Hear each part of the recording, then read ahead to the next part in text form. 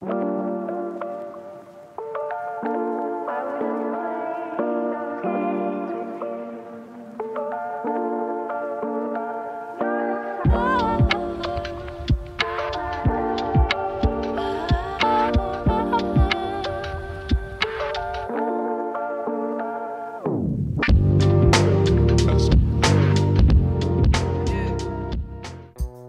ঘুরে ঘোরাঘুরি করতে করতে বেরিয়ে পড়েছিলাম কাঞ্চনজঙ্ঘা আর এক রহস্যময় পুকুরের খোঁজে।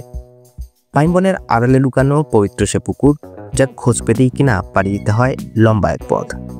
বিস্তৃত পাহাড়, সেখানে নয়বিরাম চা বাগান আর আনলিমিটেড কাঞ্চনজঙ্ঘা। আমাদের মতো বাংলা মানুষের কাছে কাঞ্চনজঙ্ঘা দেখার এক আকুতি মিনতি থাকে বরাবরই। আর সেই কাঞ্চনজঙ্ঘাই কিনা এখানে ধরা দেয় তার নানান রূপে। এক পাশে কাঞ্চনজঙ্ঘা, আরেকদিকে বিস্তৃত পাইনের বন, মাঝে চিতাবাঘ ও ফ্লাইং ফক্সের ভয় ঘেরা দিনগুলো। ছিল আমাদের 4 দিনের এক স্বপ্নের ট্রিপ। আজ বলবো সেই গল্পই।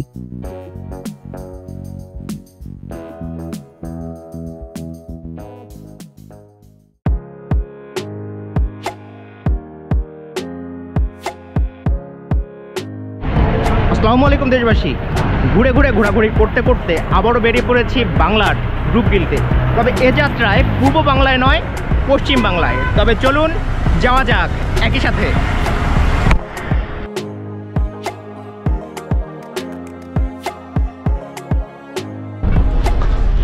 এই যাত্রায় মূলত আমরা যাচ্ছি হলো শ্যামলীর যে এসপি সেকশন আছে, এসপি সেকশনের বাসে। এদের বাস ভাড়া মূলত আপনার শিলিগুড়ির 2000 টাকা।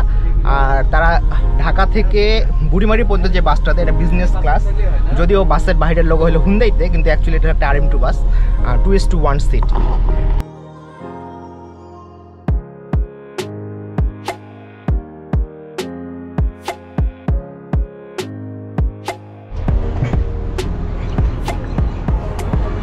আসসালামু আলাইকুম দেশবাসী, very good morning from Burimari. যারা বাই রোডে ইন্ডিয়া ভ্রমণ করতে চান, তারা ট্রাভেল ট্যাক্স ঢাকা হতেই সোনালী ব্যাংকে কিংবা অনলাইনে প্রদান করেই আসতে পারেন।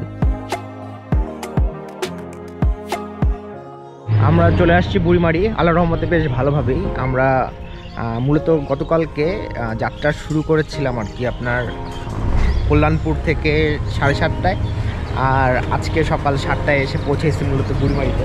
কারণ ইমিগ্রেশনের পালা বাকি, আর ইমিগ্রেশন কাউন্টারই মূলত ওপেন হলো 9টায়। তো হাতে এখন অনেকটা সময়, ফ্রেশ হওয়ার পালা, পেট ঠান্ডা করার পালা, তারপর ধীরে সুস্থে বেরিয়ে পড়ার পালা পূর্ব বাংলা থেকে পশ্চিম বাংলায়। আছেন তো আমাদের সাথে, থাকুন আমাদের সাথে। আপনারা যারা ট্রাভেল ট্যাক্স না দিয়েই চলে আসবেন, তাদের জন্য ট্যাক্স দেবার সুযোগ আছে এই পোর্টে। অতঃপর মোটামুটি অনন্তকাল পর আর কি আমাদের ইমিগ্রেশন শেষ। এই যে আমাদের অপর পাশের বাস, এবার পালা মানে ইমিগ্রেশন শেষ করে এবার শিলিগুড়ি যাওয়ার পালা। তবে চলুন যাওয়া যাক শিলিগুড়িতে। যারা সরাসরি কোনো বাসে আসেন না, তাদের সহায়তা করার জন্য কিছু এজেন্সি আছে। তাদের সহায়তায় সহজেই কমপ্লিট করতে পারবেন ইমিগ্রেশন। বাংলাদেশ অংশে প্রথমে ইমিগ্রেশন, তারপর কাস্টম চেক, আর ইন্ডিয়ার অংশে প্রথমে কাস্টম চেক, তারপর ইমিগ্রেশন। যারা চাকরিজীবী তারা অবশ্যই NOC সাথে নিয়ে আসতে ভুলবেন না। আসসালামু আলাইকুম দেশবাসী, অতঃপর আমরা শিলিগুড়িতে। যাবার ও ফেরার উভয় পথেই পাসপোর্ট ও ভিসার ফটোকপি প্রয়োজন পড়বে, তাই বেশি করে ফটোকপি অবশ্যই সাথে রাখবেন। এই একটা জিনিস, এই একটা জিনিস, আর মানে এই জিনিসগুলো হলো ইন্ডিয়া আসিয়া প্রথমে যে জিনিসটা খাইতে হবে আপনার, সেটা। শিলিগুড়ি হলো দার্জিলিং জেলার অংশ, আর তাই শিলিগুড়ি এসেই কেউ যদি বলে দার্জিলিং চলে এসেছি, তবে তার কথাটিও কিন্তু ভুল নয়। অতঃপর চলে আসছে আমাদের সঞ্জয় দা, আমাদের গাড়ি। এবার বেরিয়ে পড়া যাক। শ্যামলী পরিবহন এসপি সেকশনের লাস্ট স্টপেজ মাল্লাগুড়ি মোড়। এনআর সেকশনের হুন্দাই বাস হলেও বর্ডার ও কাউন্টার সার্ভিসের দিক দিয়ে এসপি সেকশন বরাবরই অসাধারণ। বাস হতে নেমে খানিকটা রেস্ট নিতেই চলে আসলো আমাদের গাড়ি। আপাতত কিছুদিনের জন্য আমাদের সকল ঘোরাঘুরির সাথী সঞ্জয় দা। খুবই মিশুক ও অসাধারণ একজন মানুষ এই সঞ্জয় দা। দাদার নাম্বার ডিসক্রিপশন বক্সে দেওয়া থাকবে, যদি যেতে চান জাস্ট কল দিয়ে বিস্কুট পাগলা রেফারেন্স দিলেই পেয়ে যাবেন এক্সট্রা কেয়ার। ঘোরাঘুরি করা বাঙালি ও বাংলাদেশিদের যাবার জায়গা যেন এক দার্জিলিং নয়তো সিকিমের গ্যাংটক। মোস্ট কমন এই দুই ট্যুরিস্ট স্পটেই প্রায় সারা বছরেই ট্যুরিস্টদের আনাগোনায় থাকে মুখর। এর মাঝে এখন যেহেতু ভরা মৌসুম, তাই কিছুটা ভিন্ন জায়গায় রিল্যাক্স করার প্ল্যান থেকে এই যাত্রায় ঘুরতে বের হওয়া আমাদের। তাই তো আমরা বেছে নিয়েছি অফবিট ডেস্টিনেশন লামাহাট্টাকে। আমাদের জন্য নির্ধারিত হোমস্টে আগে থেকে বুক করে রাখা আছে এই লামাহাট্টায়। এক পাশে পাইন বন, আরেক পাশে গ্রেট কাঞ্চনজঙ্ঘার ভিউ, আর এই দুয়ে মিলেমিশে যে স্থান তাই লামাহাট্টা। পালাগুলি মোড় হতে সেবকের রাস্তা ধরে গেলে প্রায় 65 কিলোমিটার দূরত্ব লামাহাট্টার। আজকালকার শিলিগুড়ি এখন আর আগের মতো নেই, পথের মোড়ে মোড়ে জ্যাম। দুপুর 3টায় যাত্রা শুরু করে শহর পেরিয়ে সেবকের ফরেস্টের মাঝ দিয়ে ছুটছিলাম তখন তপ্ত উত্তপ্ত শহর পেরিয়ে বনের শীতল ঠান্ডা বাতাসে মনের সাথে সাথে প্রাণও জুড়ে যাচ্ছিল। যেহেতু খাবার দাবার সেভাবে হয়নি, তাই আপাতত একটা ছোটোখাটো বিরতি, দুপুরে লাঞ্চ টাঞ্চ করা উচিত, সেই কারণে। কিছুদিন আগেই ক্লাউড বাস্ট হয়ে সিকিমের লোনাক লেকের প্রায় 100 হেক্টর গায়েব হয়ে যায়। লেকের পানি হরকাবান হয়ে নেমে আসে তিস্তা ধরে। হাইড্রো ইলেকট্রিক পাওয়ার প্ল্যান্ট সহ নদীর বাঁধ ও রাস্তা সকল কিছুই ধ্বংস করে দিয়েছিল তিস্তা, যার সাক্ষী এখনও তিস্তার তীরের পথ জুড়ে ভেঙে যাওয়া রাস্তা, পথ জুড়েই ল্যান্ডস্লাইডের পাথর। চেনা সবুজাব তিস্তা জুড়ে এখন কেবলই বালুর স্তর, মনে করিয়ে দেয় আমাদের প্রকৃতির শক্তিমত্তাকেই। পাহাড়ের সন্ধ্যা একটু জলদি নামে, তাই তো কিছু পথ চলতেই নেমে এলো রাত। কলিম্পং হয়ে এবার ত্রিবেণী ও পেশকের চা বাগানের পাহাড়ি চড়াই উত্তরাই ধরেই আমাদের ছুটে চলা। অতঃপর চলে আসছি আমরা আমাদের হোমস্টেতে।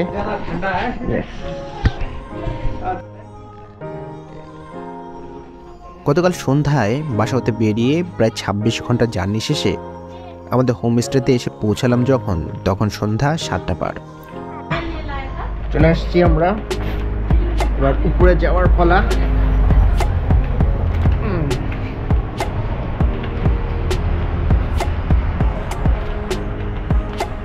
বাপরে সেই ঠান্ডা রে, অস্থির ঠান্ডা, অস্থির ঠান্ডা।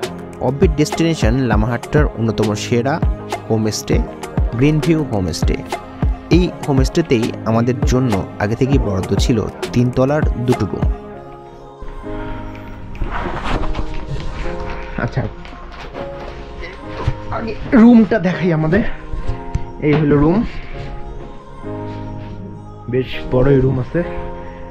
রুমের সাথে এটা হলো ওয়াশরুম, অস্থির।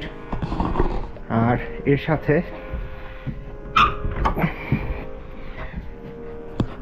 এটা একটা বারান্দা, এবং এই বারান্দা থেকে আপনারা এখন দেখতে পাচ্ছেন না, আমি 100% শিওর, কিন্তু সকালবেলা পুরো মাথাটা খারাপ হয়ে যাবে যদি আপনাদেরকে আমি ভিউটা দেখাই।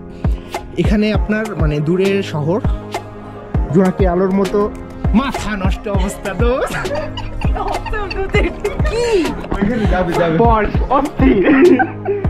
তুমি খালি ভাবো এখানে যে মানে দিনের বেলা ভিউটা কি হবে, আমাদের বাইরে বেরোনো দরকার কি, এখানে 3 দিন এমনি থাকা হবে, বুঝছো?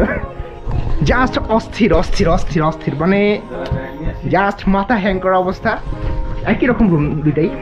এই হোমস্টেতেই রয়েছে মূলত 4টি রুম, 2টি 3 তলায় এবং 2টি নিচ তলায়, আর দ্বিতীয় তলা মূলত ডাইনিং ও কিচেন। হোমস্টে হলেও পুরো পরিবেশ পাবেন নিজের মতন, কারণ খাবার দাবারের সময় ছাড়া নিচে না আসলে দেখা পাবেন না কারোরই।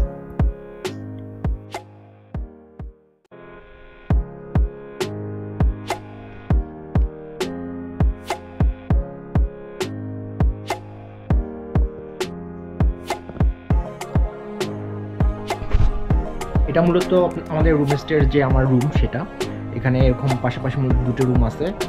আর মানে জাস্ট অসাধারণ, যথেষ্ট সুন্দর ইন্টেরিয়র ডিজাইন করা, পুরোটা উড দিয়ে করা মূলত এখানে। আর এখানে আপনার মানে বেড যা আছে, এখানে তো 2জন তো খুব ভালো মতো করে থাকতেই পারবে।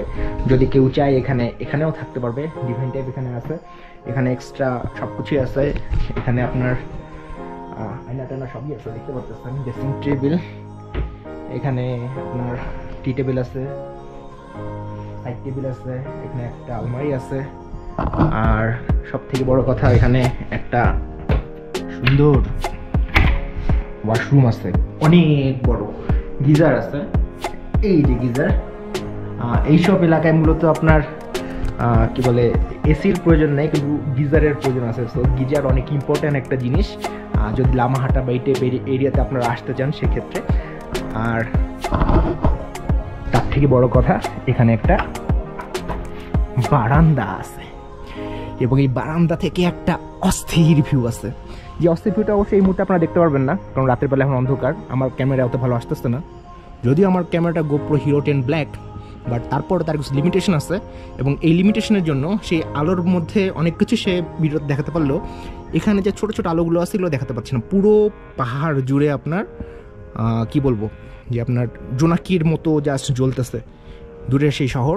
তা পরিষ্কার আকাশ, আকাশে অনেক তারা, যদি কিছু বোঝা যাচ্ছে না। শুধু এটাই ভাবতেছি যে এই রাতের বেলায় যদি এতটা সৌন্দর্য থাকে, তার সকালবেলা ঘুম থেকে উঠে মূলত আমি কি দেখব সেটা এখন মানে জাস্ট চিন্তা করা যাচ্ছে না। জাস্ট অস্থির একটা অবস্থা।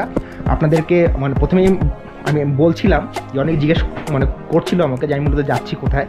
তা বিষয়টা ছিল এরকমই যে বলছিলাম যে একটু পাহাড়ে যাবো, একটু মেঘ দেখবো আর পাইন গাছের বাতাস খাবো। এবং আমাদের এই রিসোর্ট না, এটা হলো হোমস্টে, এবং এই হোমস্টে ঠিক অপোজিট পাশ যে জায়গাটা আছে সেখানেই মূলত আপনার পাইন গাছের বন আছে। আমরা ইনশাল্লাহ আগামীকালকে পাইন ফরেস্টে যাব। আসার সাথে সাথে মূলত যে জিনিসটা ছিল সেটা হলো গরম পানি, এখন গরম চা আর পাকোড়া। আচ্ছা, স্বাদ কেমন? বিশাল বড় হিন্দি, এর কই থেকে পুরো পেছিস তুই? বাবা জাস্ট অস্থির অস্থির অস্থির। লামাহাটা ঠান্ডা একটু বেশি। আমরা এসে পৌঁছলাম যখন, তখন প্রায় 11 ডিগ্রিতে নেমে গেছে তাপমাত্রা, যা রাত বাড়ার সাথে সাথে নেমে গিয়েছিল 8 ডিগ্রিতে। রাতের লামাহাটা দেখতে মূলত বেরিয়ে পড়লাম আমরা আছি গ্রিন ভিউ হোমস্টেতে। জাস্ট অস্থির, অসাধারণ সুন্দর একটা হোমস্টে। এই যে আমরা একটু বের হচ্ছি। কই যাবো বল? তোর এত ঠান্ডা লাগছে? প্রচন্ড। এটা তো আরেকটা রে রোহিঙ্গা। আমরা একটু বের হচ্ছি আর কি। এবং আন্টির সাথে কথা হলো, আন্টি যেটা বললো যে এই সামনে বলে একটা ভিউ আছে, আঙ্কেল আসলে আমাদেরকে মানে আঙ্কেল নিয়ে যাবে, যেখান থেকে পুরো দার্জিলিং প্লাস সিকিমের অস্থির একটা বলে ভিউ পাওয়া যায়, মানে রাতের ভিউ। তা সেটা দেখতে আরেকটু রাতে বের হবো। তার আগে আশেপাশে পথে কিছু ক্যাফে দেখছিলাম, একটু হেঁটে আসা যাক। কেন যে বেলকনিতে বের হলেই দেখতে পাবেন হাজার হাজার জোনাকি।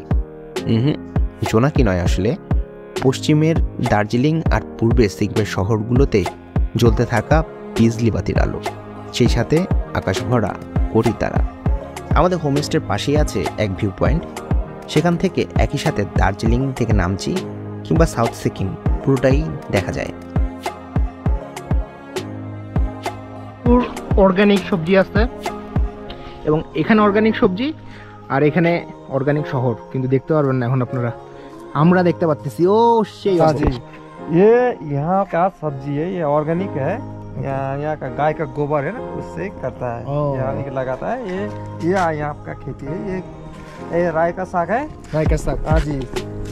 ये कैरेट गाजर और रेडिश मूला, और ये धनिया। हाँ जी, इधर बिक्री करने के लिए এবং এখানে যতগুলো হোমস্টে আছে, এই যে 7 পাইন হোমস্টে, তার পাশে একটা আছে, এখানে আছে ইয়লমো হোমস্টে, এগুলো সবগুলো মূলত দাদাদেরই আর কি। দাদাদের বড় ভাই, ছোট ভাই, বোন সবার নামই মূলত এই হোমস্টেগুলো, এবং প্রত্যেকটাই অসাধারণ। এবং এই পুরো এলাকাটা মানে পুরো এলাকাটাই মূলত দাদাদের ভাই বোন যারা আছে তারা মিলে মূলত এখানে শুরু থেকে মানে ওপাশ থেকে শুরু করে এপাশ পর্যন্ত যতগুলো আছে সবগুলো হোমস্টে তাদের দেওয়া। রাতের শহর হেঁটে হেঁটে ঘুরে রুমে ফেরার পালা। এখানের পাইন ফরেস্টে চিতাবাঘের আনাগোনা আছে শোনা যায়।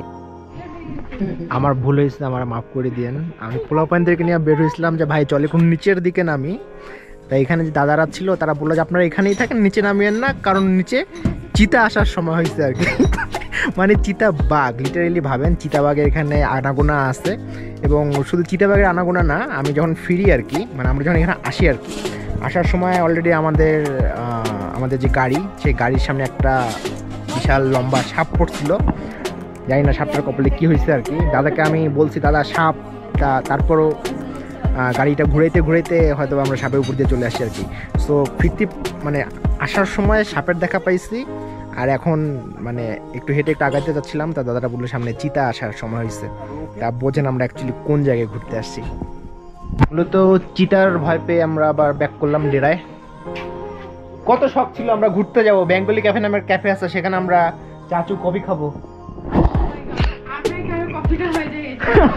আমরা কারণ আমরা চিতার কফি হওয়ার একটা সম্ভাবনা ছিল, তাই আমরা আবারও ঘরের ছেলে ঘরে ব্যাক করলাম। ভাগ্য ভালো থাকলে হোমস্টেতেই দেখা পেতে পারেন হরিণের। মানে ওয়েদার ফোরকাস্টটা দেখাচ্ছে হলো 11 ডিগ্রি, বাট মনে হয় না 11, ফিল আরও বেশি, এখানে ঠান্ডা অনেক বেশি। বেশ বড় আকৃতির ফ্লাইং ফক্সের দেখা পাওয়া যায় এখানটায়। সন্ধ্যে নামতেই চারদিকে শুনশান, রাতগুলি আরও নির্জন এই লামাহাটায়। আমাদের এখানে যে আন্টি আছে আর কি, তিনি মধ্যে রান্নাবান্না করতেছেন। এখানে ডাইনিং এবং এখানে রান্নাবান্না হয় সব।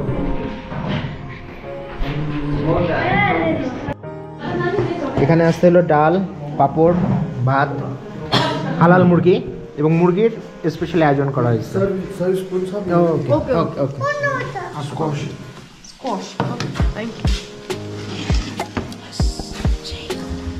একদম একদম একদম গরম ধোয়া ওঠা খাবার। টেস্টি। কি কি খাচ্ছে সেখানে? স্কোয়াশের সবজি, পাঁপড় আর একদম একদম দেশি মরিচের ফ্লেভার। আমি এখানে চিকেনটা খাচ্ছি, একটু ডিফারেন্ট টাইপের স্বাদ, জাস্ট অসাধারণ অসাধারণ। এখন ডাল আসতে, ডালটা নেওয়া হয় নাই, জাস্ট অস্থির। আমি যে মানুষ মানে সবজি খুবই কম খাই, আমার মা আমারে মানে ধৈরা মাইরা সবজি খাওয়াইতে পারে না, সেই মানুষের প্লেটে কী পরিমাণ সবজি দেখেন। আর এর রিজন একটাই, সেটা হলো এখানকার রান্না, যে আন্টি রান্না করছে, জাস্ট অস্থির রান্না, খুবই মজার টেস্ট। রাইসটাও অসাধারণ, সবজিটাও অসাধারণ, সেই সাথে পাঁপড়টাও অনেক মজার, আর চিকেনটা তো আসতেই জাস্ট অস্থির। এটা হলো আলু চোখা নাকি? মানে আমাদের আলু ভর্তা টাইপের একটা জিনিস। এই খাবারের সাথে আমাদের আলু ভর্তা একই টাইপ জিনিস, কিন্তু আমাদের আলু ভর্তা একটু মিহি হয়, এটা একটু শক্ত শক্ত আসছে এবং এখানে প্রচুর পরিমাণে কাঁচা পেঁয়াজ ব্যবহার করা হয়েছে এবং এদের এই পেঁয়াজের টেস্টটাও মানে খুবই মজার। এই কারণে আমরা যারা আলু ভর্তা খাই তারা তো খাই, সেই খাওয়াটার সাথে এটাতে একটু ডিফারেন্ট টাইপের একটা ফ্লেভার পাবেন, জাস্ট অস্থির। খুব ঠান্ডা, তাই এখন মূল যেটা কথা সেটা আমরা ব্যাপক খাওয়া দাওয়া করে আসলাম। আমি কেমন খাইছি সেটা না, অন্য মানুষের কাছে শুনি খাবারটা কেমন ছিল। তোর অভিজ্ঞতা কেমন ছিল খাবার বলতো?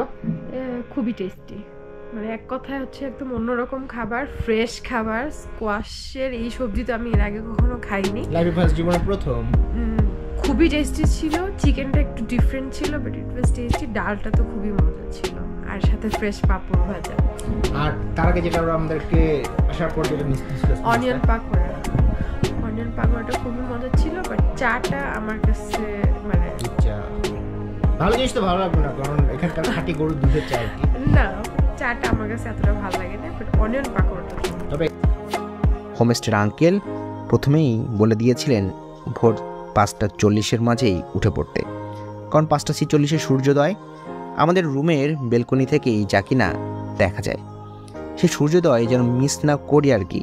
ভোরের প্রথম আলো কাঞ্চনজঙ্ঘায় পড়ে তখন হালকা গোলাপি থেকে হালকা হলুদ হয়ে ক্ষণে ক্ষণে রূপ বদলিয়ে একদম চোখের সামনে ধরা দেবে কাঞ্চনজঙ্ঘা। যে কাঞ্চনজঙ্ঘা দেখার জন্য আমাদের বাংলাদেশিদের কতই না প্রতিমিনতি, সেই কাঞ্চনজঙ্ঘার দেখা পাওয়া সম্ভব এই হোমস্টের একদম বেড থেকেই। এই হোমস্টের সিজনে ভাড়া জনপ্রতি 1500 রুপি। এই 1500 রুপিতে রাত থাকার সাথে সাথে মিলবে সকালের নাস্তা, দুপুরের খাবার, সন্ধ্যের নাস্তা ও রাতের ডিনার, সেই সাথে আনলিমিটেড কাঞ্চনজঙ্ঘা। আসসালামু আলাইকুম দেশবাসী, very good morning from Lamahatta. লামাহাটার হোমস্টেতে মূলত আছি আমরা, সেখান থেকে ভিউটা কেমন হয় আসেন দেখি। এই হলো আমার রুম থেকে কেবল উঠলাম এবং জাস্ট খালি এই বারান্দা দিয়ে বের হয়ে এই হলো আপনাদের চিরচেনা বা বহু কাঙ্ক্ষিত কাঞ্চনজঙ্ঘা। যথারীতি হোমস্টের মালিক আন্টির নাম্বার দেওয়া থাকবে ডেসক্রিপশন বক্সে। হোয়াটসঅ্যাপে কল দিয়ে বুক করে যেতে পারেন এবং অবশ্যই বিস্কুট পাগলা রেফারেন্স দিলে পাবেন এক্সট্রা খাতির এবং সেই সাথে আদর। প্রতিদিনের ব্যস্ত জীবনের কোলাহল থেকে মুক্তি পেতে ঘুরে আসতে পারেন দার্জিলিংয়ের চাকচিক্য থেকে অনেক দূরে শেরপাদের গ্রাম লামহাট্টা থেকে। একটু নিচের দিকে যদি দেখি আমরা, সেক্ষেত্রে দেখতে পারবো পুরো একটা মেঘের আস্তরণ, আর একটু উপরেই কাঞ্চনজঙ্ঘা। জাস্ট অসাধারণ।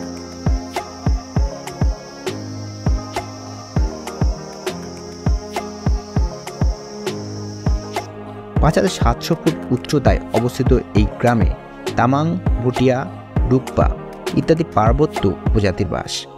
তিব্বতীয় লামাদের ভারত সরকার এখানে বসবাসের ব্যবস্থা করায় সেই থেকে এই জায়গাটির নাম লামাহাট্টা। এ যেন রূপ বৈচিত্র্যের সম্ভার। পাইনের জঙ্গলে পাহাড়, আকাশ, নীরবতা আর গ্রামবাসীর সরলতায় এখানে মিলেমিশে একাকার।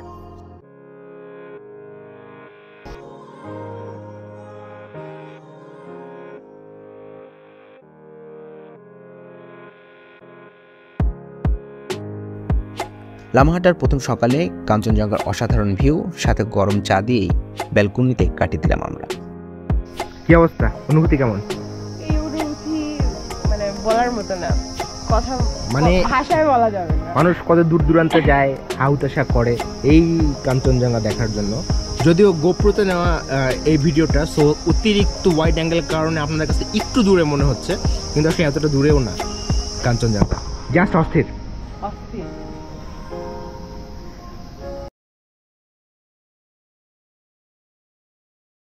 মূলত সকাল 9টা, আর মোটামুটি রোদ আমাদের কাছে না আসলেও রোদ বা পাহাড় চূড়ায় ঠিকই পৌঁছে গেছে। আর নিচে যে সিকিম আছে, দার্জিলিং আছে, সব জায়গাতে এই মুহূর্তে রোদ মানে পৌঁছে গেছে। তা এখনকার একটু ভিউটা আপনাদের দেখা উচিত, ভিউটা দেখি।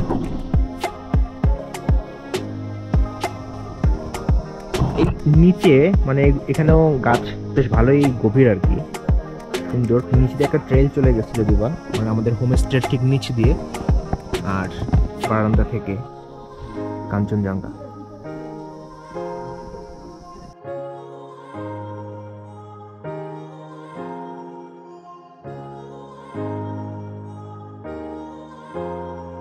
কাল তো মূলত রাতে আসি আর কি আমরা, সো হোমস্টেটা কেমন আপনাদেরকে দেখানোর সুযোগ হয়নি, এখন একটু দেখাই। আমরা মূলত এটা হলো রাস্তা, এই যে, এবং ঠিক রাস্তার সাথে একটা ফ্লোর এবং রাস্তার উপরে আরেকটা ফ্লোর, এই হলো সিঁড়ি, এবং আরেকটা পেঁচানো সিঁড়ি আছে, এটাতে মূলত ছাদে যাওয়া যায়। এবং এই দেখেন ভিউটা, জাস্ট প্রচুর পাহাড়ি ফুল এখানেও আছে।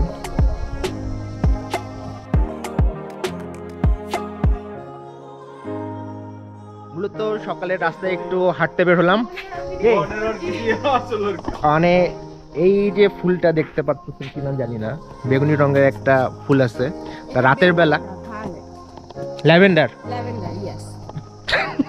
আমি রং চিনি না, সেই মানুষ আমি নাম জানি, অথচ আমার বান্ধবী সে জানে না। যাই হোক, মূল যেটা কথা সেটা হলো যে এই যে আপনাদের এখানে দেখাই আবার, এই যে পিছনে এই যে ফুলের গাছটা দেখতেছেন, তা রাতের বেলা যখন আসছিলাম তখন তো অন্ধকার ছিল, তা অন্ধকারের মধ্যে ওরা বলতেছিল এটা কি গাছ, কি ফুল, তাই আমি বলছিলাম যে এটা অর্কিড, মানে যেহেতু নাম জানি না সেহেতু একটা কিছু নাম বলা দরকার।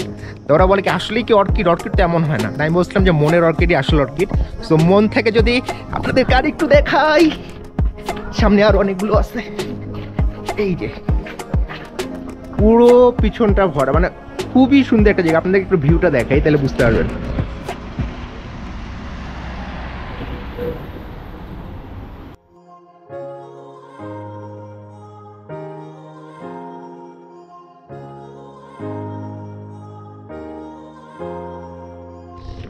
এটা একটা স্কুল, আর এর ঠিক নিচে যদি দেখেন এই জায়গাগুলোতে মূলত হলো আপনার অর্গানিক বিভিন্ন সবজিগুলো চাষ হয়। মানে জাস্ট ভিউটা দেখেন। গত রাতে মূলত একটা ভিউ পয়েন্টে এসেছিলাম আমরা সেই জায়গাটাতে এখন, এবং এখানে অনেকগুলো ডগি আছে।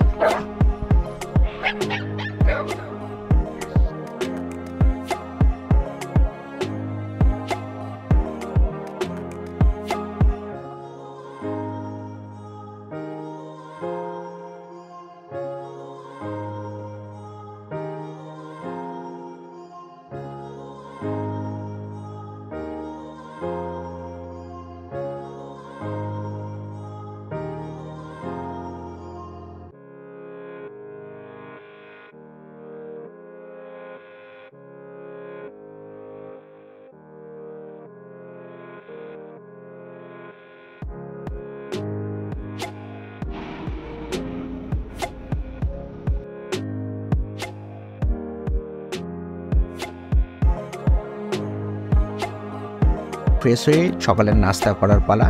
সকালে আলুর দম, ডিম ভাজা আর পুরির আয়োজন নাস্তায়।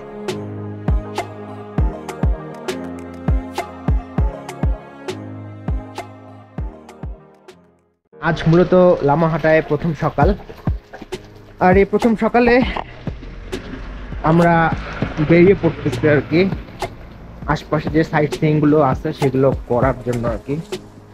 চলেন যাওয়া যাক। রাস্তা খেয়ে বেরিয়ে পড়লাম আমরা লামাহাটার রূপদিলতে। আমাদের সাথে যথারীতি আছে সঞ্জয় দা আর দ্য সুজুকি ওয়াগন। প্রথমে ছুটলাম আমরা পাশের লামাহাটা ইকো পার্কে।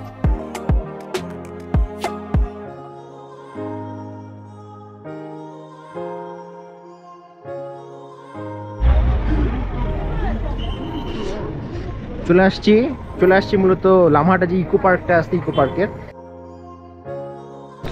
জাস্ট 20 রুপির টিকিট, এবং এই 20 রুপির টিকিট কেটেই মূলত ঢুকতে হবে লামাহাটা যে ইকো পার্ক, সেই ইকো পার্ক।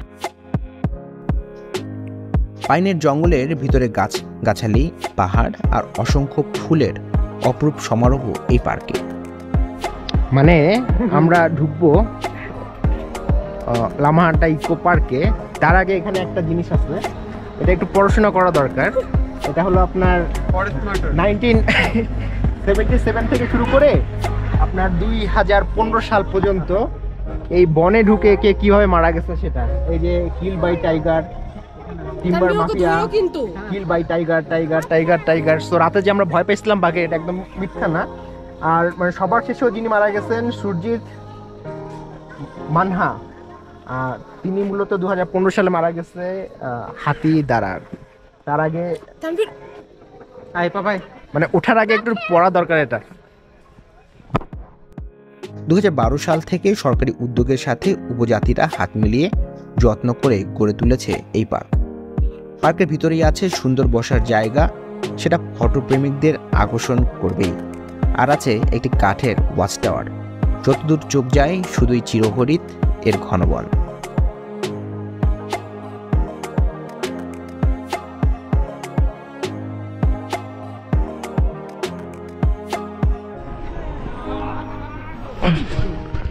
রাস্তা তো অনেক রকমেরই আছে, কিন্তু সোজা রাস্তায় চলতে ভালো লাগে না, কারণ সোজা রাস্তায় চললে কষ্ট বেশি। আপনারা এই যে দেখতেছেন এগুলো মূলত প্রেয়ার ফ্ল্যাগ, এগুলোর মধ্যে কিন্তু মন্ত্র লেখা আছে, এবং এটার এক একটা কালারের অর্থ এক একটা। অনেক চড়াই, আর এই চড়াইতে উঠতে থাকতেই হবে, কিছু করার নাই।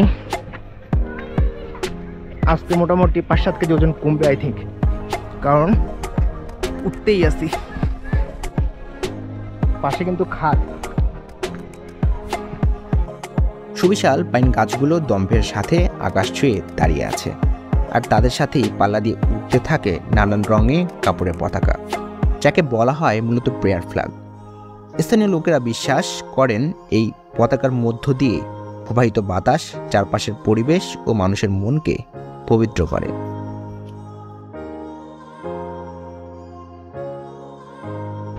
এই মুহূর্তে মূলত পাইন বনের একদম ভিতরে, অনেক উপরে চলে আসছি। মূলত আমরা মানে যেহেতু সমুদ্রপৃষ্ঠ থেকে অনেক উপরে, আর সেই কারণে স্বাভাবিকভাবে এখানে একটা অক্সিজেনের ঘাটতি আছে। আর এই চড়াই ওঠাটা এটাও যথেষ্ট কষ্টসাধ্য, হয়তোবা সবাই পারবেন না, বাট আসলে চেষ্টা করবেন গভীরে ঢোকার। আপনি জাস্ট খালি দেখেন অনেক বড় বড় পাইন গাছের মানে গাছের নিচে মূলত এখন আমি। আর এখানে এখন মূলত দুপুরবেলা প্রায় 12টা বাজে। সো আপনার সূর্যের আলো আছে, সূর্যের যথেষ্ট গরম লাগতেছে, যদিও আমি জ্যাকেট ট্যাকেট পরে বের হয়েছি আর কি, কারণ সকালে অনেক ঠান্ডা ছিল, রাতে 8 ডিগ্রিতে নামছিল। জাস্ট অস্থির একটা জায়গা লামাহাটা। বাগানের একবার উপরে যাওয়ার জন্য জঙ্গল কেটে আঁকাপাকা রাস্তা তৈরি করা হয়েছে। পাহাড়ি রাস্তায় ট্রেকের অ্যাডভেঞ্চারের লোভ সামলানোই দেয়। এখানকার জনজীবন বড়ই সরল, সাদাসিধে ও কোলাহল বর্জিত। দেখলেই মন প্রাণ জুড়ে যায়। কত সামান্য জিনিসেই এরা খুশি থাকে, আর নিজেদের মাঝে এদের রয়েছে প্রচণ্ড একতা। ওঠার থেকে নামাটা বেশি ঝুঁকিপূর্ণ, কষ্টদায়ক।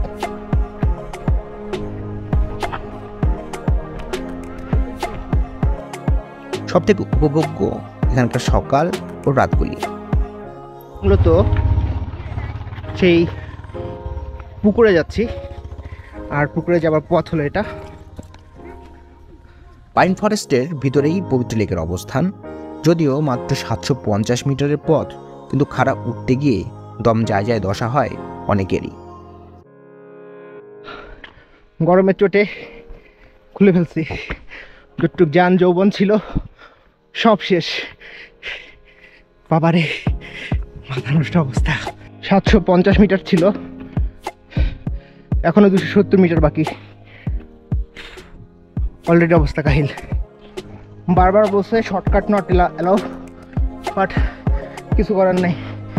এতটা রাস্তা ঘুরে ঘুরে ওঠার চাইতে কিছুটা শর্টকাট মেরে ওঠা ভালো। যদিও শর্টকাট অবশ্যই অনেক রিস্ক, বাট হাতে সময় কম, এনার্জি কম। চূড়ে পৌঁছেই দেখতে পাবেন সুন্দর একটি লেক, যেটা গ্রামবাসীদের কাছে খুবই পবিত্র। লামাহাটার এই পবিত্র লেক নিয়ে প্রচলিত আছে কিছু গল্প। মূলত বুদ্ধিস্ট মিথোলজি অনুযায়ী জলাধার জিনিসটি বুদ্ধের এক প্রকার আশীর্বাদ। মূলত এখানে আগে দুটো ভিন্ন পুকুর ছিল, আর দুটো পুকুরেই ছিল দুটো রাজহাঁস। রাজহাঁসগুলো পুকুরের এতটাই যত্ন নিত যে একটি পাতাও পড়তে দিত না পুকুরের পানিতে। হঠাৎ একদিন গ্রামবাসী দেখে একটি রাজহাঁস নেই, একই সাথে পুকুরের পানিও নেই। এভাবেই হঠাৎ করে রাজহাঁসগুলো হারিয়ে যায়, একই সাথে হারিয়ে যায় পুকুরের পানিও। অনেক উঁচুতে অবস্থান হবার পরেও, চারপাশে উঁচু উঁচু পাহাড় থাকার পরেও পুকুরগুলোতে আর পানি জমে না রাজহাঁসরা হারিয়ে যাওয়ার পর। পরবর্তীতে কৃত্রিমভাবে একটি পুকুরে পানি রাখার ব্যবস্থা করা হয়, আর এটাই সেই পবিত্র পুকুর লামাহাটার। চলে আসছি অবশেষে সেই বিখ্যাত পুকুরে। আসার পথটা যতটা কষ্টের, জায়গাটা আসলে ততটা সুন্দর। কিছু ছবি তোলা যাবে, এটা ঠিক আছে, বাট তারপরেও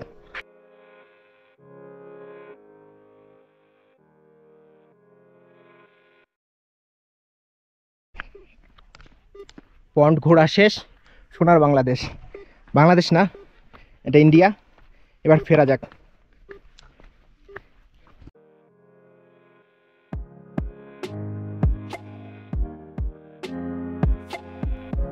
ইকো পার্ক ঘুরেই পাহাড়ের রূপ গিলতে গিলতেই বেরিয়ে পড়লাম আমরা। দুপুরের রোদ আর ঠান্ডা বাতাস সব মিলেমিশে একাকার। ছুটলাম পেশোকের টি গার্ডেনের পথে। চলে আসছি মূলত টি গার্ডেন পয়েন্টে।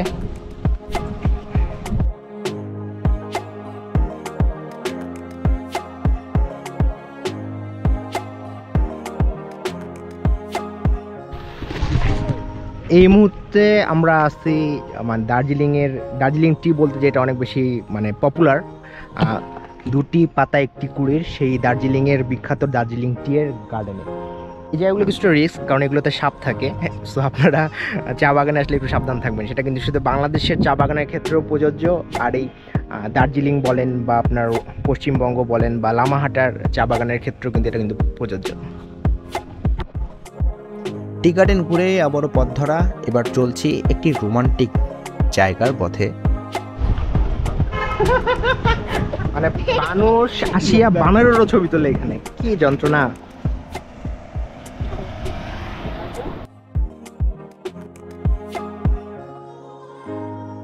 অন্তত আমার কাছে এটি এই অঞ্চলের সবথেকে রোমান্টিক স্পট মনে হচ্ছিল, কারণ এখানে একটি ভিউ পয়েন্ট আছে, আর যার নাম লাভার্স মিট ভিউ পয়েন্ট।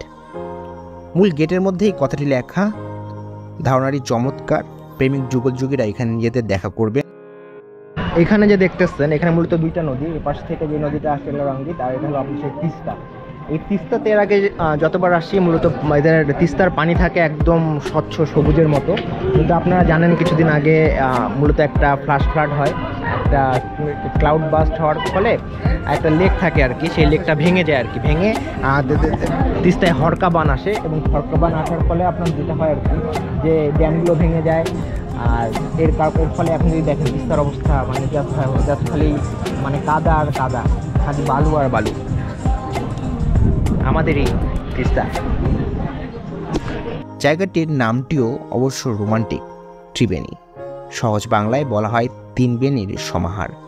এখানে নদীকে বিননির সাথে মূলত তুলনা করা হয়েছে। ফলমূল নুডলস মুডলস মেলা কিছু খাইতে হবে। লামহাটা থেকে এটি প্রায় 4 কিলোমিটার পূর্ব দিকে। ত্রিবেণী জায়গাটি পড়েছে কলিম্পংয়ের মধ্যে। পশ্চিম থেকে এটিকে কলিম্পংয়ের প্রবেশদ্বারও বলা চলে। জীবনে ভালোবাসার অনেক অভাব, তাদের এখানে আসা উচিত না। আমার জীবনে অভাব, তাই আমার তাড়াতাড়ি এখান থেকে বের হয়ে যাওয়া উচিত। চলেন অন্য কোথাও যাওয়া যাবে।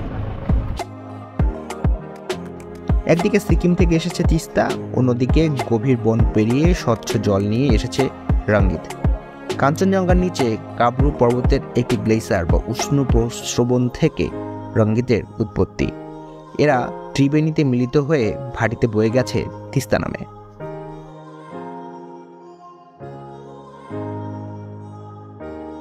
মিনিট ভিউ পয়েন্ট ঘুরে চললাম কুমবাদারা ভিউ পয়েন্ট দেখতে।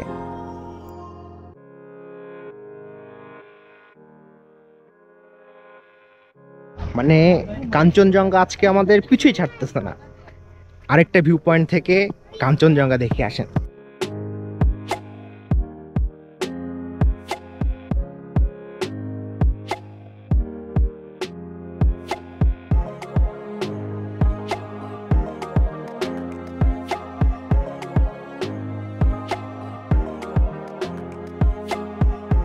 চা বাগানের মাঝ দিয়ে এঁকে বেঁকে উঠে গেছে যে পথ। সবুজ পাহাড়ের কোলে অবস্থিত এই গ্রামে যদিও এখনো সুপ্ত ডেস্টিনেশন হিসেবেই রয়ে গেছে টুরিস্টদের কাছে। জাস্ট অস্থির।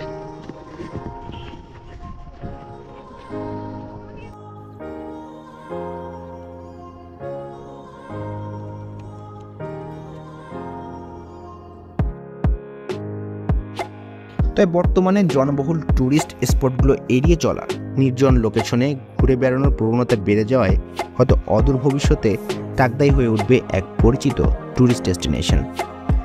তাকদা বা স্থানীয়দের ভাষায় তুকদা কথা অর্থ হলো মেঘে ঢাকা। বস্তুতপক্ষে পাহাড়ি ঢালে মেঘে ঢাকা সবুজে মোড়া এই হ্যামলেট।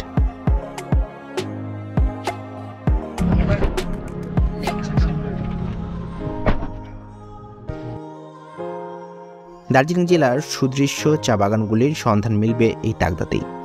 পাহাড়ি পথে সবুজে ঘেরা চা বাগানের মাঝে হারিয়ে যেতে ইচ্ছে করল।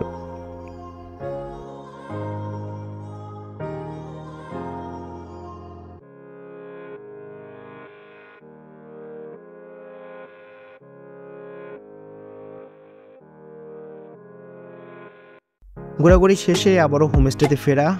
আজ আবার ক্রিকেট ওয়ার্ল্ড কাপের ফাইনাল, ভারতের সাথে অস্ট্রেলিয়ার খেলা। তাই প্রায় সব জায়গাতেই কাজ বাদ দিয়ে সবাই খেলাতেই ব্যস্ত। ঘোরাঘুরি শেষ, আবার হোমস্টেতে ব্যাক করলাম। মানে কাঞ্চনজঙ্ঘা আজকে কোনোভাবে আমাদের পিছু ছাড়তেছে না। এখনো কাঞ্চনজঙ্ঘা সেই সকালের মতোই দেখা যাচ্ছে। এই যে আমাদের হোমস্টে একদম রাস্তার সাথে লাগা। এই রোডটাই কিন্তু আপনারা যদি দার্জিলিং থেকে যদি কলিম্পং যেতে চান বা সিকিম যেতে চান, দেন সেক্ষেত্রে কিন্তু এই রাস্তাটাই মূলত ইউজ হয়। অস্থির একটা দিন ছিল। তোর অনুভূতি কি তানভীর? আলহামদুলিল্লাহ ফাটাফাটি।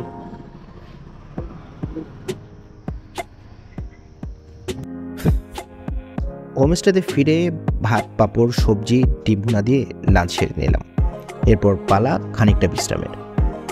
বিগত কয়েকদিন ধরে লাগাতার দৌড়ের উপরেই আছি আমরা। দিনের আলো নিভে আসার সাথে সাথে দিনের শেষ আলোতে আবারও ব্যালকনিতে বসেই কাঞ্চনজঙ্ঘাতে রাঙাতে দেখলাম আমরা। সন্ধ্যায় চা আর সাথে আয়োজন করা হলো গরম গরম মোমোর। স্কোয়াশ নামে এক পাহাড়ি সবজি দিয়ে বানানো যে ভেজিটেবল মোমো। আন্টি আর সেই সাথে সেই মুসলিম আপু মিলেই আমাদের সামনে বানালো সেই মোমো। অসাধারণ যার স্বাদ। এটা মূলত হলো মোমো, এবং এটা হলো আমাদের হোমস্টেতে যে আমাদের আন্টি আছে তার নিজ হাতে বানানো। এবং এটা হলো ভিতরে কি আছে নাম বল? ও আচ্ছা, ঠিক আছে। ওইটা হলো পাহাড়ি একটা সবজি। সেই সবজিটা গত রাতে ধরতে গিয়ে আমার হাতের মধ্যে কাটা কাটা লাগছিল আর কি। বাট বাইরে কাটা থাকলেও ভিতরে কিন্তু অস্থির টেস্ট, একদম মানে জাস্ট ভেজিটেবল মোমো যেটা আর কি। ভিতরে কি আছে আপনাদেরকে দেখাচ্ছি। আজ যেন একটু বেশি ঠান্ডা পড়েছে, তাই সন্ধ্যায় বের হওয়ার প্ল্যান থাকলেও বাদ দিলাম আমরা। অবশ্য খেলা ইন্ডিয়ার অবস্থা ভালো না থাকায় অলরেডি সবাই আন্ডারগ্রাউন্ডে চলে গিয়েছে, দোকানপাট সবই বন্ধ, যেন আজ একটু বেশি তাড়াতাড়ি। তাই সন্ধ্যাটা নিজেদের মতো আড্ডা দিলাম আমরা। অতঃপর ডিনারের আয়োজনে ছিল ভাত, বেগুনের সবজি, পাঁপড়, ডাল, মুরগি মাংস। অতঃপর আবারও অপেক্ষা সকাল হবার।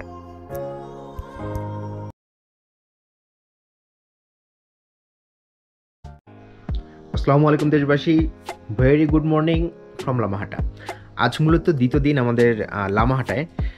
আর আজকে সকালটাও একটু আপনাদেরকে দেখাই কেমন, জাস্ট আমার রুম থেকে।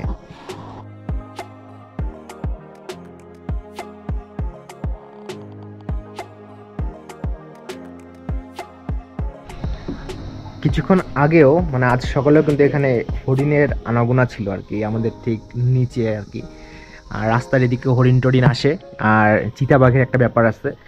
আর একটা মজার মানে প্রাণী গতকাল সন্ধ্যায় দেখা গেছিলো, সেটা হলো অনেকটা বিড়ালের মতো দেখতে, বড় লম্বা লেজও আছে, আবার বেশি সাথে পাখাও আছে। মানে অদ্ভুত একটা জিনিস। যাই হোক, জিনিসটা অনেক মজার।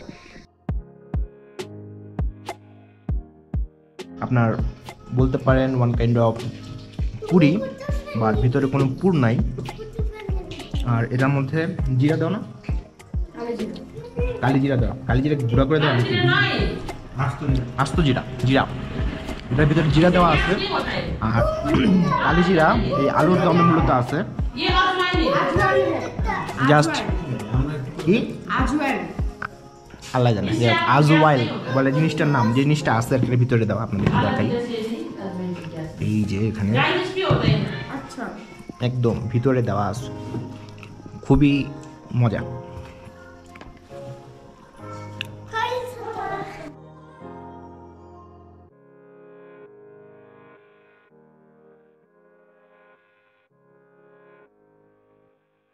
যখন আসবেন এখানে মানে গ্রিন ভিউ যে হোমস্টে আছে, সেখানে আপনি পাবেন এই আমাদের আন্টি, এই যে আমাদের আন্টি আছেন। আসলে আন্টির দেখা পাবেন। আন্টি খুবই ভালো একজন মানুষ এবং আন্টির হাতে রান্না অনেক মজার। তা মোটামুটি এই ছিল আমাদের লামাহাটায়। লামাহাটা থেকে আমরা বেরিয়ে পড়বো এখন। চলেন যাওয়া যাক দার্জিলিংয়ে।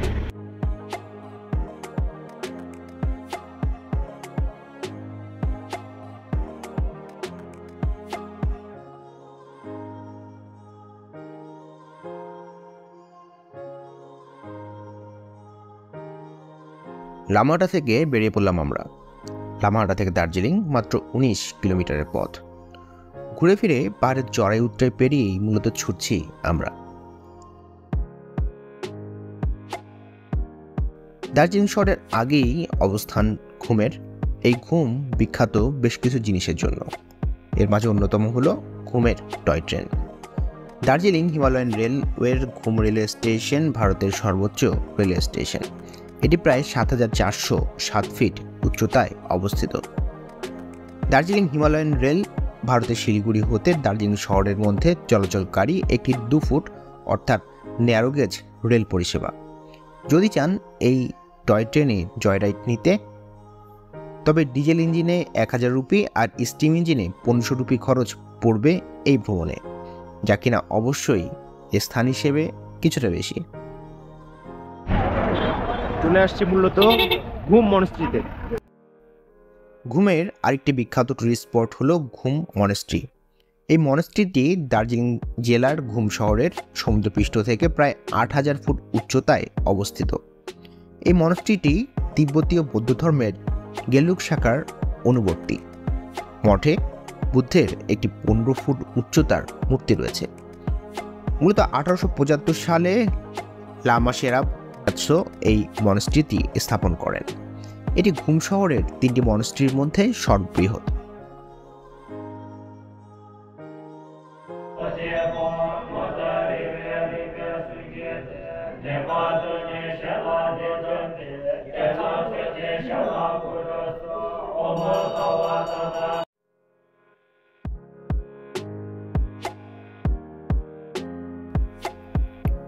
ঘুম মনেস্ট্রি ঘুরে পরবর্তী বিরতি দিলাম বিখ্যাত বাতাসিয়া লুপে। চলে আসছি বাতাসিয়া লুপে। বাতাসের লুপ হলো একটি সর্পিল রেলওয়ে পথ যা দার্জিলিং হিমালয়ান রেলওয়ের আরোহণের একটি গ্রেডিয়েন্ট কমানোর জন্য তৈরি করা হয়েছিল। এই রেলপথটি একটি সুড়ঙ্গের মাধ্যমে এবং একটি পাহাড় চূড়ার উপর দিয়ে চলাচল করে। এটি মূলত চালু হয় 1919 সালে। আমাদের লাকটা মেবি একটু বেশিই ভালো, কারণ কাঞ্চনজঙ্ঘা আমাদের পিছু ছাড়ছে না আর কি। গতকালকেও আমরা লামহাটা থেকে খুব সুন্দর ভিউ পাইছিলাম, এবং আজকে এই দার্জিলিংয়ে এখানেও কিন্তু জাস্ট অসাধারণ একটা ভিউ কাঞ্চনজঙ্ঘার। বাতাসের লুপে টয় ট্রেন 360 ডিগ্রি ঘুরে যায়। এই লুপ থেকে দেখা যায় বিশ্বের তৃতীয় সর্বোচ্চ চূড়া কাঞ্চনজঙ্ঘা। বাতাসের লুপ কেন্দ্রে একটি যুদ্ধ স্মৃতিস্মারক কেন্দ্র আছে। ভারত স্বাধীন হবার পর বিভিন্ন যুদ্ধে নিহত গোর্খা শহীদ বীর সৈনিকদের শ্রদ্ধা জানাতে 1995 সালে এটি উদ্বোধন করা হয়।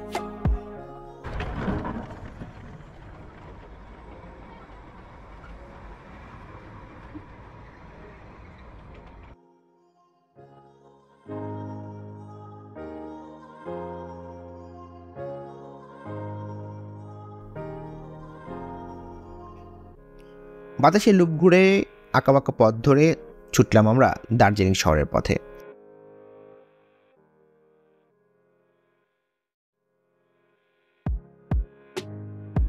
দার্জিলিং ঢুকেই চলে গেলাম পদ্মজা নাইডু হিমালয়ান জুওলজিক্যাল পার্কে। মূলত দার্জিলিং চিড়িয়াখানা হিসেবেই পরিচিত এই স্থান। প্রায় 27.3 হেক্টর জায়গা জুড়ে অবস্থিত এই চিড়িয়াখানা। চিড়িয়াখানাটি 1958 সালে চালু করা হয়।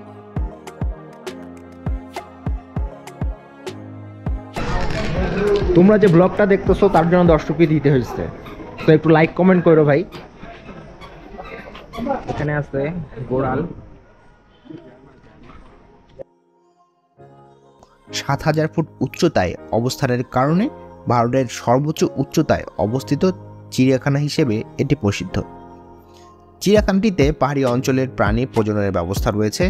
এখানে স্নো লেপার্ড, হিমালয় অঞ্চলে বিভিন্ন প্রজাতির নেকড়ে এবং লাল পান্ডা প্রভৃতি প্রাণীর সফল কৃত্রিম প্রজনন সম্ভব হয়েছে।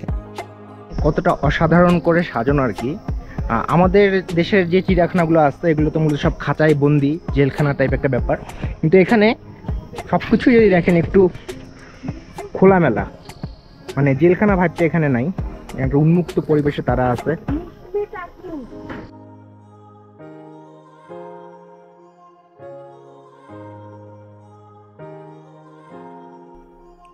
বিশ্বের অন্যতম প্রধান পর্বতারোহণ ইনস্টিটিউট এই দার্জিলিংয়েই অবস্থিত।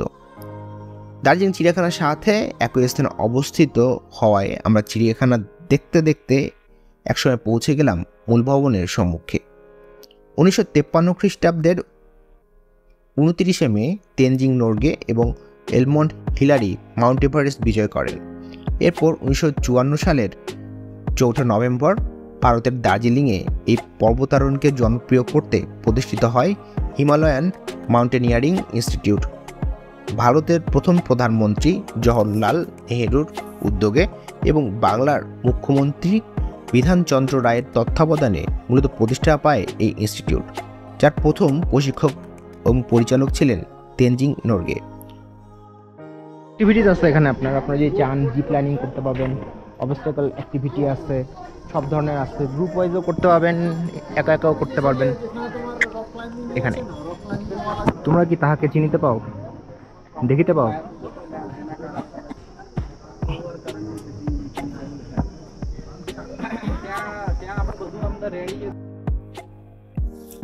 জু মাউন্টেনিয়ারিং ইনস্টিটিউট ঘুরে লাঞ্চ করে আবার বেরিয়ে পড়লাম আমরা তেনজিং রক বা এই সকল স্পটে আর না দাঁড়িয়ে চলে গেলাম শেষ বিকেলটা কাটাতে দার্জিলিংয়ের বিখ্যাত টি গার্ডেনে। দার্জিলিং পাহাড়ের মনোরম পরিবেশে ক্যামেলিয়ার কোমল কুড়ি দিয়ে উৎপাদিত হয় বিশ্ববিখ্যাত দার্জিলিং টি। সমুদ্রপৃষ্ঠ হতে 2000 মিটার উচ্চতায় চীনা বীজ দিয়ে দার্জিলিং চিয়ের চা আবাদ হয়। ভারতের মোট উৎপাদনের 3% চা দার্জিলিং চা। কেন লামাহাটা তুলনামূলক বেস্ট দার্জিলিংয়ের থেকে তার প্রমাণ হলো, দেখাচ্ছি। তার প্রমাণ হলো ঠিক এইটা। কিছুই দেখতে পাচ্ছেন আমি শিওর, কিন্তু ওই জায়গা হলো কাঞ্চনজঙ্ঘা। আর দার্জিলিংয়ে মূল যেটা সমস্যা সেটা এখানে প্রচুর মানে মেঘ, আর এই মেঘ প্রচুর থাকার কারণে সাধারণত ভিউটা ডিপেন্ড করে লাকের উপর। খুব একটা ভিউ পাওয়া যায় না এখান থেকে এই মেঘের কারণে। কিন্তু লামাহাট এমন একটা জায়গা, ওইখানে তুলনামূলক মেঘের পরিমাণ অনেক কম থাকায় ওইখান থেকে একটা অসাধারণ ভিউ পাওয়া যায়। দার্জিলিংয়ে মোট প্রায় 83টি চা বাগানের 2000 হেক্টর জমিতে বছরে গড়ে 1,20,00,000 কেজি দার্জিলিং চা উৎপাদিত হয়। শুধুমাত্র দার্জিলিং উপত্যকায় চীনা জাতের গাছ দিয়ে উঁচু পাহাড়ে চাষ করলে শারদীয় চয়নে সুমিষ্ট ফুলের গন্ধ পাওয়া যায়। দার্জিলিং চা মূলত কালো, সবুজ ও সাদা এই 3 রকমেরই পাওয়া যায়। সঠিকভাবে বপন করা হলে এটি একটি ফুলের সুগন্ধযুক্ত একটি পাতলা মোটা হালকা রঙের আধান উৎপন্ন করে। বেশিরভাগ ভারতীয় চা থেকে ভিন্ন ধরনের হয় দার্জিলিং চা। সাধারণত কামেলিয়া সিনেসিসের ছোট ছোট প্রজাতি থেকে তৈরি হয় দার্জিলিং চা। সিনেসিস বড় লেভেল হলেই তা হয় আসাম টি। ঐতিহ্যগতভাবে দার্জিলিং চা কালো চা হিসেবেই মূলত তৈরি করা হয়। চা বাগান ঘুরে চললাম আবার হোটেলের পথে। এখন দার্জিলিংয়ের সিজন পুরোটাই জেগে বসেছে, তাই সব জায়গাতেই রুমের খালিকটা টানা পড়েন। মল রোডের কাছাকাছি হোটেলে থাকার ব্যবস্থা হয়েছে আমাদের। হোটেল নিকান্ত রেসিডেন্সে আমাদের জন্য রুম আগে থেকেই বুক করা ছিল। খুব আহামরি না হলেও মল রোডের কাছাকাছি থাকার জন্য খুব একটা খারাপ নয় এই হোটেল।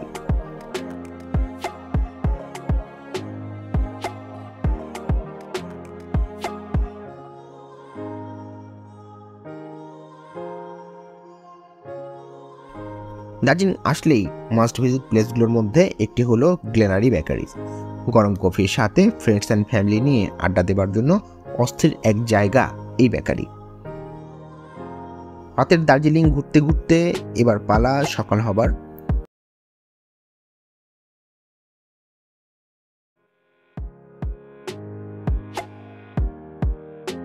আসসালামু আলাইকুম দেশবাসী, very good morning from Darjeeling. কপাল ভালো থাকলে যা হয় আর কি।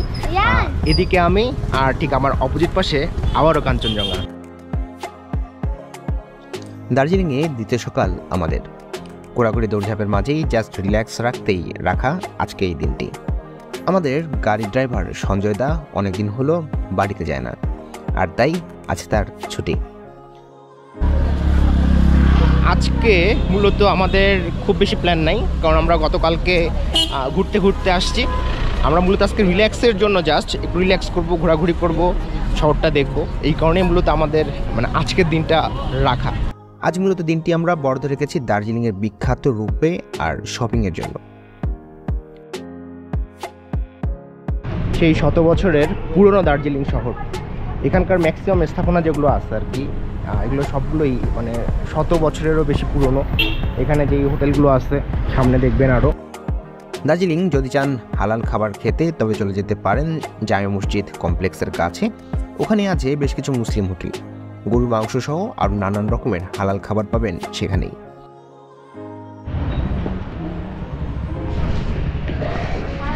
জামে মসজিদের ঠিক পাশেই এই হোটেলটা। এখানে আপনারা মূলত হালাল যে খাবার আছে সেটার দেখা পাবেন। তো হালাল খাবার খাওয়ার জন্য মল রোড থেকে একটু হেঁটে জাস্ট আসতে পারেন। এটা হলো যে হোটেল সোসাইটি অ্যান্ড রেস্টুরেন্ট এটাতে।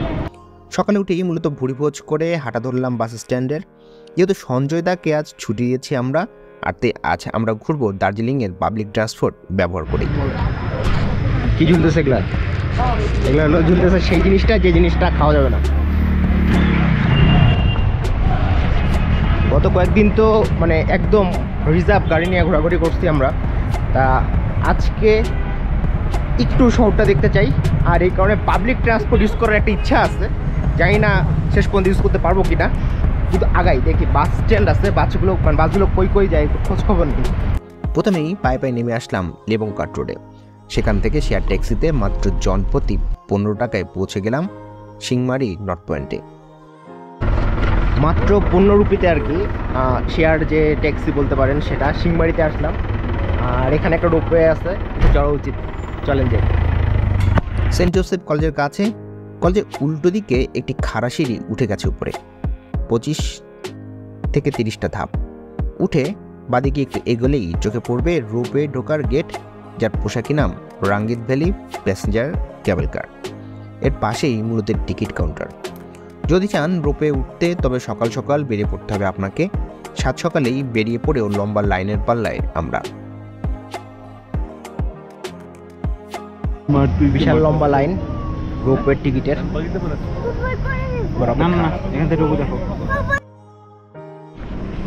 মানে রোপওয়ের লাইনটা অনেক বেশি বড়, এই যে আপনারা দেখতেছেন, মানে রোপওয়ের টিকিটের লাইনটা মূলত। তো তার একটু চা খাওয়া দরকার, এবং চা খাওয়ার যে ক্যাফেতে আসে সেই ক্যাফে থেকেও কিন্তু অসাধারণ একটা ভিউ আছে। আর Saint Joseph North Point School, যেটার কথা বলতেছিলাম আপনার, অসাধারণ একটা স্কুল। এরকম স্কুলে যদি ভর্তি হওয়ার সুযোগ পাওয়া যায়, আবার আই থিঙ্ক ভর্তি হওয়া উচিত আমাদের সবার। লাইন যেমন টিকিট কাটায়, তেমনি লাইন গন্ডোলায় জড়াতেও। তাই যদি চান সময় কম নষ্ট করতে, তবে সকাল সকাল এসেই দাঁড়িয়ে পড়বেন রোপওয়ের টিকিটের লাইনে। সিজনের টাইমে বেশ বড় লাইন হয় টিকিটের কাউন্টারে। রাউন্ড ট্রিপের ভাড়া বড়দের জন্য 260 রুপি আর ছোটদের 130 রুপি। বড়দের জন্য 260, আর বাচ্চাদের মানে 3 বছরের বড় যারা 7 বছর পর্যন্ত, তাদের জন্য হলো 130 রুপি। সিংমারি বেস স্টেশন, যেটা কিনা প্রায় 7000 ফিট উপরে, সেখান থেকে কেবল কার আপনাকে নিয়ে যাবে নিচের তুর্কভার, যেটা কিনা 6000 ফিট, সেই টি এস্টেটের স্টেশনে।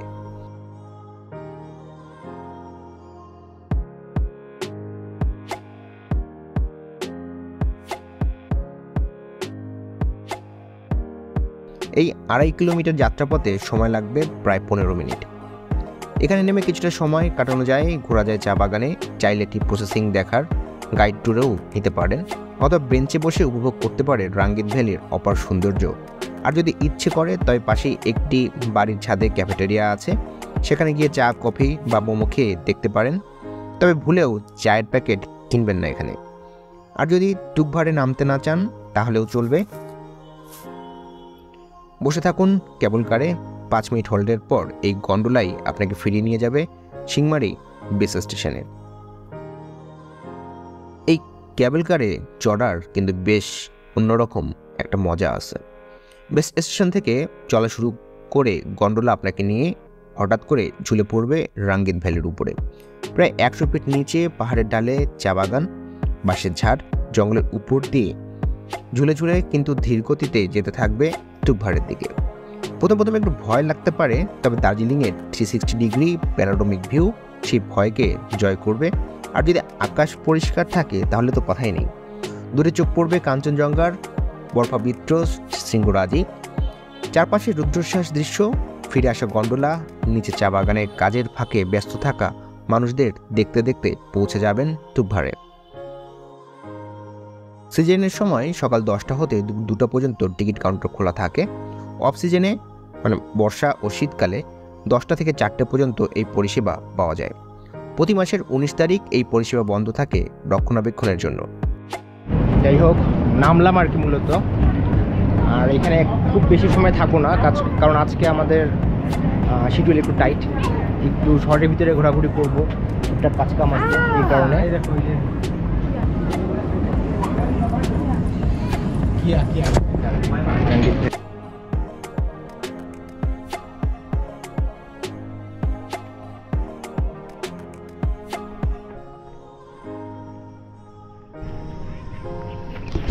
এটাই হলো মূলত রাঙ্গিত ভ্যালি।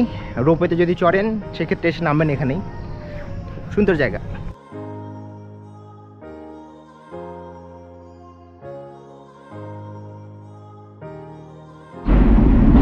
উপরে যাওয়ার পালা।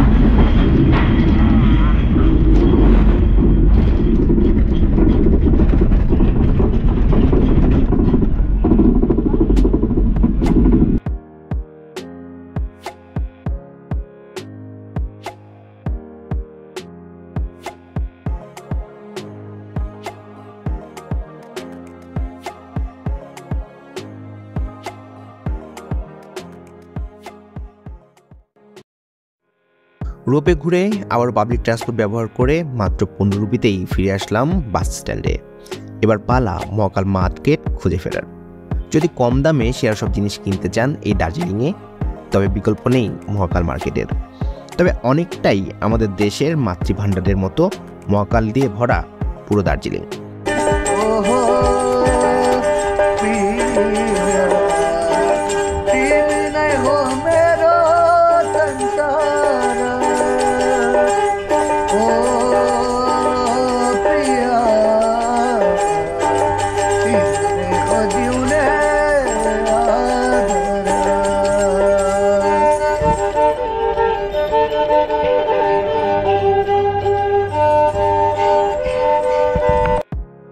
আসল মহাকাল খুঁজে পেতে সহায়তা নিতে পারেন স্থানীয়দের। ডাউনহিলেই মূলত অবস্থিত আসল মহাকাল মার্কেট। দার্জিলিংয়ের খাবার দাবারের জন্য মল রোডের কাছাকাছি আরেক বিখ্যাত হোটেল মহাকাল। 140 থেকে 170 রুপির মাঝেই পাবেন এগ ও ফিশের প্ল্যাটার। খুবই মজার। এটা একটা আচার টাইপ আর কি। এখানে কিছু চিপস আছে, এটা হলো মিষ্টি, মূলত পায়েস, ডাল, আলু ভর্তা, ডিম মূলত দুটো দেওয়া। এটা একটা সিমের মানে সিম টিম আছে, কিন্তু কাসুন্দি টাইপ কিছু একটা দিয়ে রান্না করা। আই থিঙ্ক শাক আছে, জাস্ট অস্থির টেস্ট। আর এই পুরো প্ল্যাটারের দাম মাত্র 160 রুপি।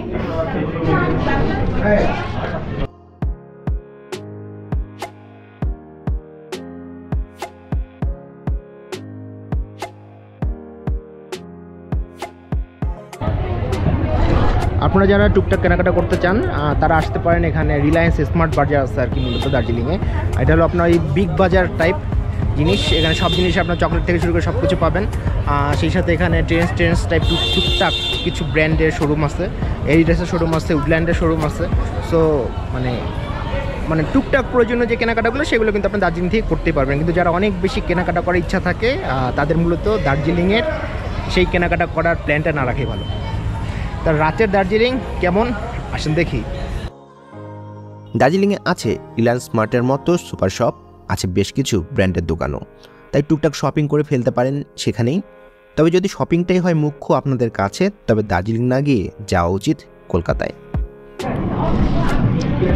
ওষুধ পাওয়া নিয়ে একটু ঝামেলা আছে আর কি, সেটা শিলিগুড়ি হোক বা দার্জিলিং হোক।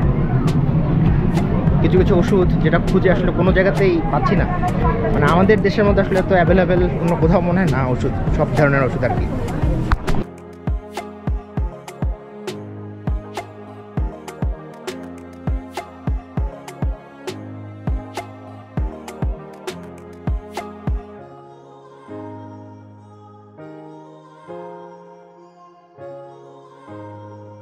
দার্জিলিংয়ের শেষ রাত আজ, আর তাই আবারও বেরিয়ে পড়লাম মল রোডে। আবার দার্জিলিংয়ের মোস্ট ভিজিট প্লেস গ্লেনারিস বেকারিতে। দার্জিলিংয়ের শেষ সন্ধ্যাটি গরম কফি দিয়ে ফ্রেন্ডসদের সাথে আড্ডা দিতে দিতে কাটিয়ে দিলাম আবারও। আর সেই সাথে ডিনারের পার্টির জন্য তুলে রাখলাম KFC-কে।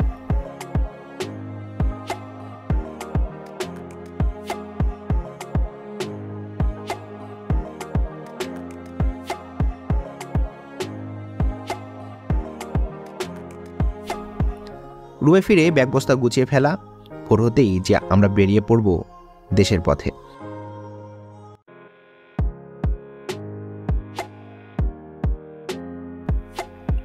অলরেডি আমাদের সঞ্জয় দা চলে এসেছে আমাদের নিতে। এই ভোরে উঠেই ধরলাম আমরা শিলিগুড়ির পথ। তবে এ যাত্রায় মিরিক হয়েই ফিরবো আমরা।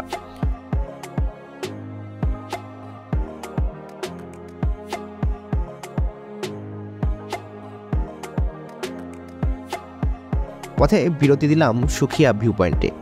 ফেরার পথে আরেকবার পাইনের বনে হারিয়ে যাবার জন্য। এখানে পাইনের বনে হারিয়ে যাবার অনুভূতি আর যাই হোক বলে বোঝানো সম্ভব না।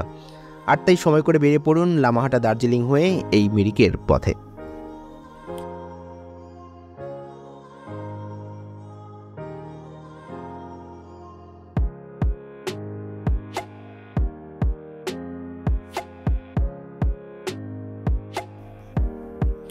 আবার পথ চলে আমাদের। পরবর্তী বিরতি দিলাম সীমানা ভিউ পয়েন্টে।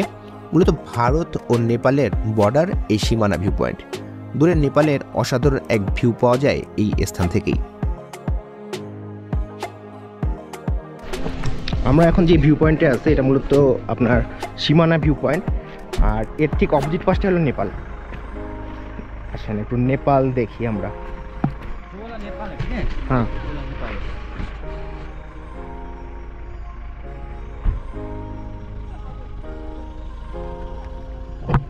এইদিকে যা দেখছেন পুরোটাই নেপাল। যেহেতু ফিরবো আজই দেশে, আর তাই হাতে সময় কম, আবারও ফেরার পথ ধরলাম আমরা। অনেক সকালে রওনা দিয়েছি আমরা, তাই কিছুটা পেট ঠান্ডা করতে বিরতি দিলাম গোপাল ধারার হ্যাংখিম হোমস্টে অ্যান্ড রেস্টুরেন্টে। একটু খাওয়া দাওয়া করা দরকার। আমরা এখন গোর্খাল্যান্ড যেটা বলে আর কি, one kind of Nakapani tea garden, সেই টি গার্ডেনে আমরা আছি এখন। এখানে সকালে একটু খাওয়া দাওয়া করা দরকার, সেই সাথে টি গার্ডেনটাও একটু দেখা দরকার। আসেন দেখি।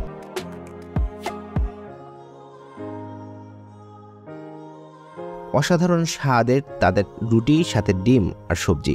এরপর চা বাগানের মাঝেই অসাধারণ দার্জিলিং মিল্ক টি। মিরিকের কাছে রুটি অনেক মোটা মোটা, ডিফারেন্ট টাইপের, বাট টেস্টি। সাথে লাল আটা রুটি, এটা আটাটা ডিফারেন্ট, অরিজিনাল আটা। সবজিটা মজা। আপনারা আমার পাশে যে মানুষটা দেখতেছেন তিনি হলেন আমাদের সঞ্জয় দাদা। আমাদের যে পুরো ট্রিপের একদম শুরু থেকে এখন পর্যন্ত এবং আমাদেরকে শিলিগুড়ি পৌঁছে দেওয়া পর্যন্ত দাদা মূলত আমাদের সাথে আছেন। জাস্ট অসাধারণ একজন মানুষ তিনি। যথারীতি দাদার নাম্বারটা দেয়া থাকবে এবং আপনারা যে কোনো সময় জাস্ট দাদাকে নক করতে পারেন। আসার আগে অবশ্যই কথা বলে নেবেন দাদার সাথে। আর জাস্ট দাদাকে যদি বলেন যে আমার কথা ইস্তিয়াক বা বিস্কুট পাকা চ্যানেলের কথা, দেন সেক্ষেত্রে দাদা আরও ভালো করে বুঝতে পারবেন যে আপনারা কার রেফারেন্সে আসছেন। এবং দাদা খুবই একজন ভালো মানুষ এবং জাস্ট অসাধারণ। সো দাদার নাম্বারটা দেওয়া থাকবে। আপনারা যদি দার্জিলিং হোক, লামাহাটা হোক, কিংবা আপনার সিকিম হোক, যে কোনো জায়গায় যদি ঘুরতে যেতে চান, দেন সেক্ষেত্রে দাদার সাথে যোগাযোগ করে চলে আসতে পারেন। এরপর আবারও বেরিয়ে পড়া ঘুরতে ঘুরতে দেশের পথে। দার্জিলিং থেকে সকাল 7টায় বেরিয়ে বর্ডার ক্রস করে দেশে যখন ঢুকি আমরা, তখন বিকেল 5টা পার।